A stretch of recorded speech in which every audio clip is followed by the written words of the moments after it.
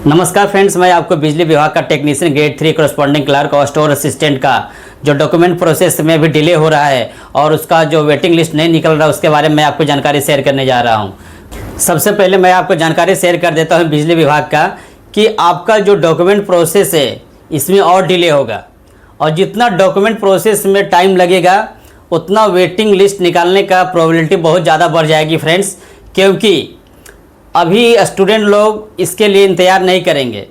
RRB, LAP, उसके बाद NTPC, उसके बाद टीचर और उसके बाद बिहार दरोगा और अभी सिविल कोड का भी रिजल्ट निकल चुका है और जॉइनिंग भी दे रहा है।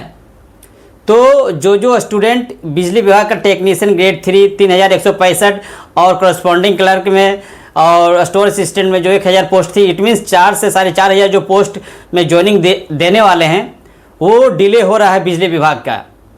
तो जिसको जहां ज्वाइनिंग मिलेगा और सैलरी अधिक मिलेगा स्टूडेंट वहीं पे ज्वाइन करेंगे। जितने भी उम्मीदवार हैं जिनका सिलेक्शन हो गया है बिजली विभाग में वो रुकेंगे नहीं, जिससे कि आपका वेटिंग लिस्ट इस बार ज़रूर निकलेगा, क्योंकि आपका डॉक्यूमेंट प्रोसीजर में बहुत डिले हो रहा है। अब तो लगता है कि आपका जो बिजली विभाग का टेक्नीशियन ग्रेड 3 करस्पॉन्डिंग क्लर्क का जो डॉक्यूमेंट प्रोसेस होगा वो इलेक्शन के बाद ही होगा। इट मीन्स नवंबर, जो आपका रिजल्ट निकलेगा 14 नवंबर के बाद ही आपका शायद अब डॉक्यूमेंट प्रोसेस हो, मे बी।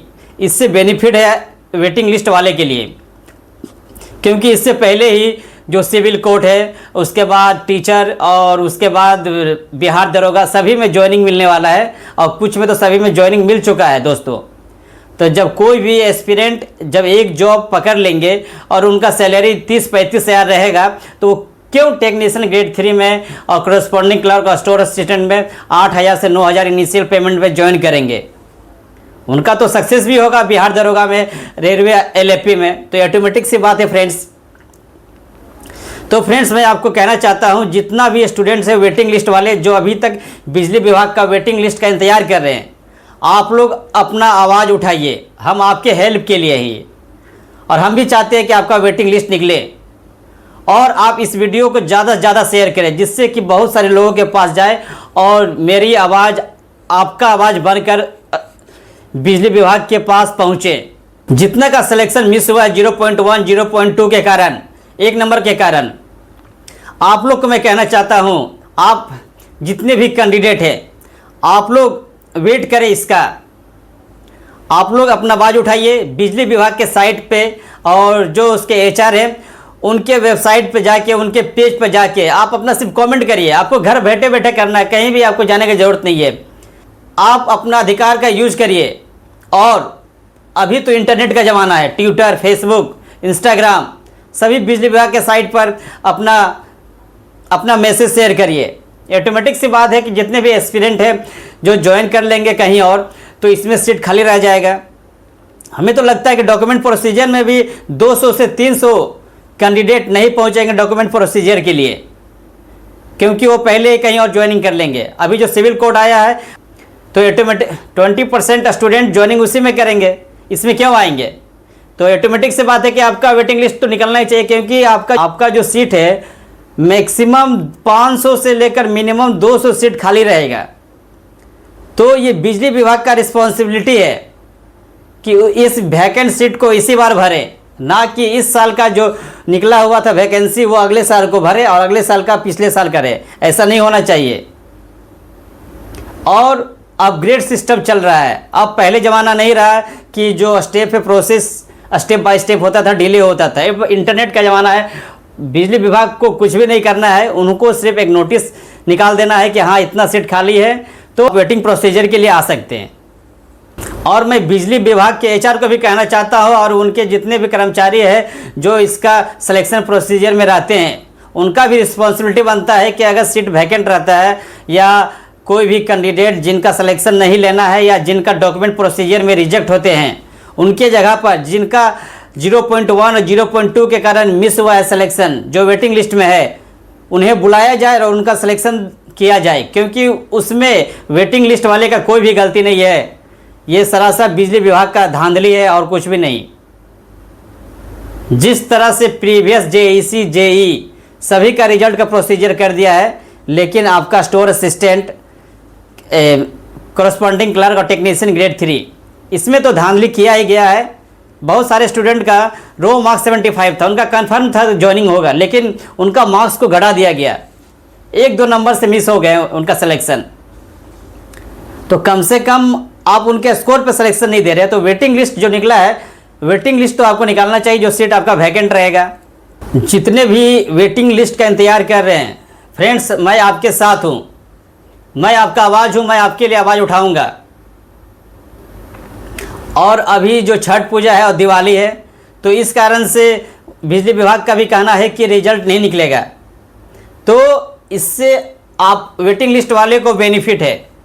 और अगर इलेक्शन के बाद ही इसका डॉक्यूमेंट प्रोसीजर का डेट निकालेगा तो तब तो और बेनिफिट है, क्योंकि इसमें सीट और वैकेंट रह जाएंगे डॉक्यूमेंट प्रोसीजर में, जिससे कि आपका जो वेटिंग लिस्ट का 500 से रह जाएगा खाली अधिक सीट, तो उनको हर हाल में वेटिंग लिस्ट निकालना ही होगा। नहीं तो सभी स्टूडेंट इसके लिए आंदोलन करें, अपना आवाज़ उठाएं।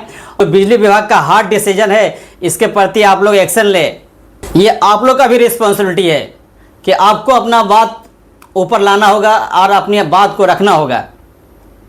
इंटरनेट, ट्विटर, बिजली विभाग की साइट पे, सब पे जाके आप मैसेज करें और इस धांधली के बारे में भी करें कि जो वेटिंग लिस्ट का जो सभी जगह में प्रोसीजर होता है, हर एक एग्ज़ाम में कहीं कहीं तो 10% लिखा हुआ रहता है, 10% रहेगा कन्फर्म कि वेटिंग लिस्ट आपका हर हाल में आएगा ही, क्योंकि 2 से 3% स्टूडेंट कन्फर्म रहता है। हर एक एग्ज़ाम में स्टूडेंट का सिलेक्शन नहीं होता है 2 से 3% का।